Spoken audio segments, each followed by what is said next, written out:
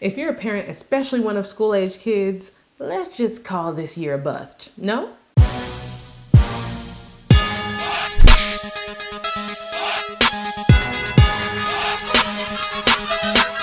Hey guys, this is Hope Said It back with another Hope Said It Uncut video for you. And today we're talking about just the school year. Parents of school-age kids, what is going on? It has been so challenging for us, at least since March. March is when schools started shutting down because of the coronavirus. And so, kids over here, at least in Texas, were online since March, and they ended the school year online, and then they had the choice to be in person or virtual for the 2020 school year. But we all know COVID is, still alive and well. It's still an issue we're going to have to battle through. So I just wanted to do this video to talk about the different choices. I hear a lot of parents kind of condemning other parents for a certain choice, but I'm here to just do an overview of the choices you have, the pros and cons with all of them, and just to really hopefully just shed light to, listen, we're just doing what we think is best for our kids, and you can't down us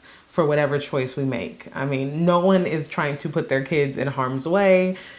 Let's just take that into consideration. So let's talk about the types of schools you had the choice to do. And you really have this choice every school year. It's just that obviously this year, parents are really just looking at their options. So the 4 choices you had are public school. That's, the free school that your taxes are paying to fund. It's usually your neighborhood school.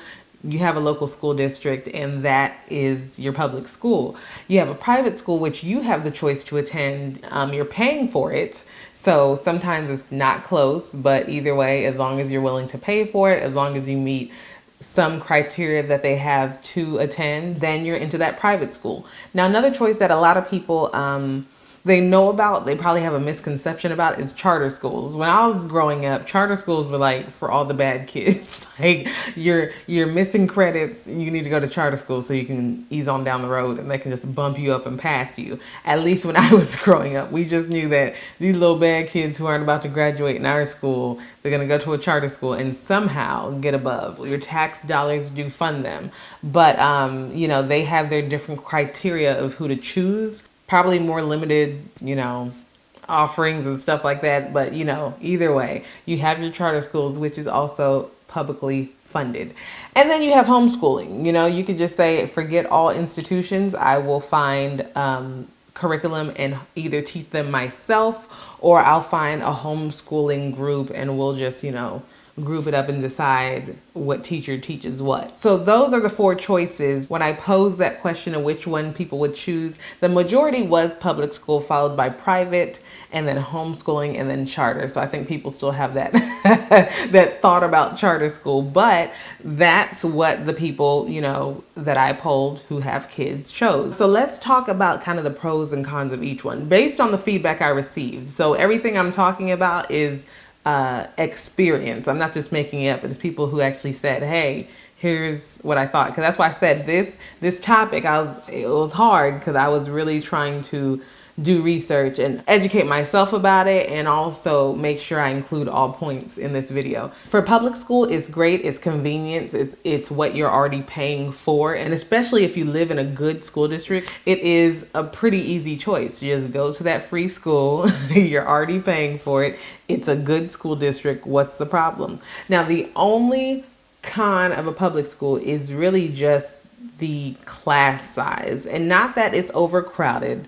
What I'm talking about is just the specialization that your child could have. Even if it's a class of 20 people, if your child is either more advanced, if your child needs that remedial help, you're almost moving at the pace of the weakest link, for lack of a better term. You can't necessarily speed up so far because maybe, this kid doesn't get the concept. So sometimes teachers do a good job of, hey, like, let me kind of section it off and I'll move along and help you move along. But that's hard. Even if I'm a teacher, I'm thinking, if I have 19 kids and half of the class get it and half of them don't, what do I do? Like, make an A team and a B team of lessons? Like, there's only so much I can do. So I feel that sometimes if you're advanced, maybe you're not getting to further advance because we're still waiting on this group. Or if the teacher is kind of just going with that advanced kid, well, maybe someone's getting left behind and just getting pulled along and then has to go to tutoring. If your student is middle of the pack, it'll probably be good. If it's, it needs a little extra help, probably still good. There are, advanced placement, gifted and talented type things for kids, but it really depends on the teacher. It really depends on the programs available, because sometimes I just see those advanced kids kind of just, make it not getting further challenged because those other kids in the class aren't there to their level yet. So it really depends. Just make sure, you and your teacher have a good relationship and, you guys figure that out. And that's where people told me that private schools shine. Private schools shine in that individualization. You have way smaller class sizes. You don't think 19 kids is a lot. Well, private schools sometimes only have 5. So if you have 5 people in your class, it's easy for you to say, oh, well, this person likes to learn like this. This person likes to learn like this. We're going to do more. You just have more of that freedom to do what you need to do. Private schools also are not governed by the state. So maybe another shutdown happens where all schools have to be shut down. Well, the private schools can decide what they want to do for the most part. If it is like an education board type decision, they're not part of that public school and charter school ruling. So sometimes they could still decide to do what they want to do. Same thing with their curriculum. Sometimes with their curriculum, they're not going by the state mandate. They're going by, everybody has to have some kind of accountability, but they're not more as stringent as public schools are sometimes, because all public schools have to be accountable for their state and take certain tests, etc. But as you can imagine, that cost is a con. Okay. Not con as in, getting cheated, obviously, but con as in a negative. My goodness. Some private schools are the same as college tuition, so you're definitely paying for that education. And even when you're in, there are different things you have to pay for. You paid tuition, you paid registration, cool. You still have to pay for this field trip, cool. You do that in public school too. You have to pay for this booklet that they gave you. Hold on, it doesn't cover the booklet. There are just a lot of things where they kind of nickel and dime you, for a private school at least. And not all private schools, but that is some of the feedback I received, to where yes, you're paying tuition, yes, you're paying registration, but even for some of these other extras that they want you to do, it's not included. Like, I guess it just to pay the light bill is what you're paying and you still have to pay everything else. So that's where people are like, oh, I miss public school. Like, I want to go for free and do everything for free. Private school, you definitely are paying, and it's not cheap for the most part. It's not cheap. A lot of parents have to sacrifice a lot to, if they don't, just have the means, they sacrifice a lot for their children to have that private school education. So for charter school, I only know really one person who did it. That feedback was, yes, it's good because it's usually a lower class size. Yes, it's good because it's publicly funded. You're not paying a tuition or anything. There are requirements to get in a charter school usually, to where, they want the 80 and above average kid. You can't get into disciplinary trouble, and they still have their requirements for that. So that's good. Smaller class sizes, that's good. But the cons I've heard for that is that the offerings are not as much, and the governing body is a little different. So yes, they are accountable to the state. However, if you're trying to go to a school board meeting for a charter school or something like that, you want to let your voice be heard, they're not necessarily going to be local. They could be stationed in a city 4 hours away. You're not going to drive 4 hours away to go to that board meeting. So that control is not local for charter schools, even though they're getting publicly funded. So that transparency, that ability to communicate with leadership if you find something wrong, could be lacking in certain charter schools as well. But some thrive, some, especially if you specialize in fine arts or some global academy. Just from what I know, sometimes you go to a charter school and then you end up right back in the public school because you thought it was going to be different, and it's really not, but that's just from what I have heard and what I've seen. Because I've seen some people who used to be wearing some charter school uniform, and then it's like, well, you right back in the neighborhood school. Congratulations. Obviously, it depends from school to school. And it really, in any of these scenarios, it depends from teacher to teacher as well. So There you have it. And finally, you have the homeschool option. That's basically keeping your child at home, either buying curriculum so that they, are on par with their grade level and the accountability for what they're supposed to be learning. Or you can send them to a homeschooling group. That's more popular. Like when I was growing up, it was more like losers staying at home. But now there's a more organized, way of teaching it. You actually have homeschool teachers. They sometimes rotate houses. It's a little more dynamic than it used to be. That's probably the most flexible option. You can start school at 9, stop school at 1, continue at 7 p.m. if you wanted to. You can just work on your own pace. And that's really where homeschooling shines. The con is the socialization. I know that there's homeschooling groups and all that stuff. But guys, come on. I can usually look at somebody and be like, homeschool? And it's not in a bad way. It's just that there's just a different socialization that happens when you're around more kids from more diverse backgrounds. And I think with your small pods, even obviously if you stay at home, well, it's just you and your people, so you're a little dwarfed in that aspect with your social growth. And then with your groups, you're not around that many kids anyway. So I mean, it's just different. Like public school, you're around a whole bunch of people, different backgrounds. Private school sometimes, but you do, you're still limited in the amount. But the more kids you're exposed to, the more social you're likely to be, or at least you can read scenarios differently. And that's not to say throw them in a, situation where they're going to mature faster than you want them to. But I'm just saying, just making sure they're around kids. You can't just keep them in a bubble and expect them to do good in college. Okay. So with public, private, charter, homeschool, no matter what you choose, this year you have to choose either in person or online. Oh my gosh. Like it's just such a hard decision. Like, most everybody has pretty strict guidelines of wearing a mask and social distancing, hand sanitizer breaks, mask breaks, sanitizing after everything, plexiglass dividers. Like everybody got the same memo. That's cool. But are you willing to go in person around a crowd? Like, let's talk public school. Okay, well, that's a lot of kids. Let's say it's elementary school, high school, whatever. Those are hundreds of kids. Is plexiglass going to keep you safe? That as a parent, you have to decide that. Maybe you're like, you know what, with social distancing, a mask, I'm good with that. Some other parents are more hesitant. What I will say is that there are studies and research shows that with the Black and brown communities, more people are doing virtual. And that's crazy because, I think at the beginning of this, they were like, well, they don't have devices and that's a low income population.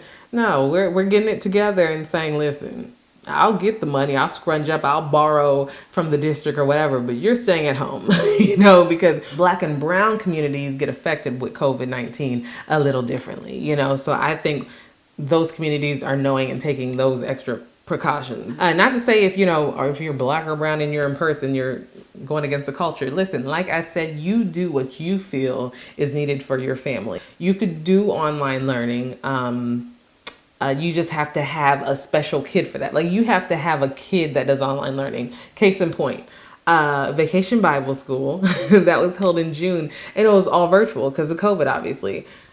No. Not for my kids. Like my oldest one, okay, he was like cool, but I mean, he was at the screen like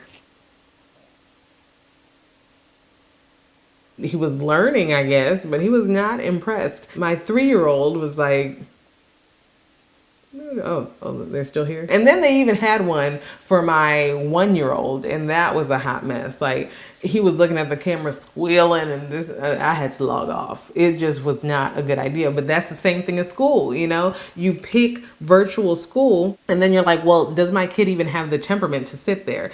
If you're middle school, if you're high school, usually you've kind of are already at that level. A lot of the times they have those learning management systems to where they're already uploading stuff on, either Google Classrooms or some element, whatever. They have a system to where they do it already. Elementary schools do not. So is your kindergartner good with being in front of a device with a live teacher sometimes, So it really depends on the child, and you have to make your decision accordingly. Because I will tell you, out of in-person and online, I feel, and the people agreed with me, because during the poll it was unanimous, online learning is difficult. It's the hardest one. In person, we're used to. You go to school, sayonara, you know. And then a lot of the people maybe even didn't want to pick in person, but they work. So what are you going to do? I can't be at home doing virtual stuff with my child. Sorry. But with virtual, like, it's just a different beast. You have to have a child who can sit in front of the device. You have to have reliable internet. You have to have a reliable device. You have to log into a lot of systems sometimes, depending on your school and your teacher. Remember to upload stuff. You're basically helping to teach your child, because especially if they're a younger grade, they're not just clicking on this and clicking on that. You have to be like, okay, let's log in here and let's do this. A lot of what I've seen is teachers being asynchronous and synchronous, meaning they're live and then you have that independent time to work. Well, you know, sometimes the teacher is there during that time, sometimes not. Like, it just really is difficult. I think with online learning, parents are having to be partners in education even more so. In person, yes, you join the PTA, all that stuff, but for the most part, you're like, bye and see you at 3. No, online, you're like, okay, so did we finish this? Did we finish that? Are we on this? It's just difficult, because that's not what we're used to for education. I have heard great stories and great feedback from both of them. Some people are like, listen, I was hesitant to put my in-person student with hundreds of other people, but my school district is doing good. They're doing good. They're having minimal positive cases. And then on the other hand, virtual parents are saying, yeah, no, it's fine. It took a learning curve, but now we're used to it. I have a great relationship with the online teacher. That's good. But you also hear the negatives of in person, where you're saying, well, they're not keeping their mask on all the time, and I don't feel safe, and they didn't wash their hands, and I didn't see the janitor do XYZ. And then virtually, you see the same thing, where the teacher maybe is not as attentive and is not. Listen, you have to assess your own situation. You have your options. I gave them to you. Are you going to do online or in person? And you know at which institutions you can do that. What are you going to do? And whatever you pick is the right choice. Good job. Everybody second guesses your decision every second. You think I didn't? It feels a bad day. It's like, dang it. Dang it, I messed up. I didn't do the right thing. But you have to give it time and say, you know what? Okay, we prayed about it. We thought about it. You have to really think about it. Think about it. Maybe even sit down with your child about it. What do you like? What do you not like? Know the information from health experts, okay? Know what they are saying about this disease, and make the decision accordingly. You know, if you don't have a device or high-speed internet and you don't even know how to turn on the computer, you better not be the one helping your child with virtual education. Just make smart choices. It has been hard. Listen, you can just call this school year a wash. I'm like, okay, but goodbye 2020, 21. Like, go on somewhere. Let's start a new one and start afresh. I mean, because I can't imagine. These grades are counting. I don't think accountability tests are canceling. So it's just hard. It's hard, but everybody's in the same boat. You're not failing. You're doing the best you can. And listen, with the information we have, all we can do is make the best choice. Just like at the poll, make sure you vote. Early voting is going on. Election day is November 3rd. Make sure you are voting. That's all I really wanted to say. I just wanted to give a shout out to all the parents of the school age kids. It's not an easy choice. We have a lot of decisions to make, but at the end of the day, we just do what we feel is best for our child. And I'm not going to knock you for it. I don't think anybody else should either. All right, that's all I have for now. But remember, I will see you next week. I do a blog post on Wednesday. You see my video on the weekends. Wednesday, weekends. Wednesday, weekend. Talk to you guys later. Bye. Ooh, time to do something about this. And the battery's dying. Okay.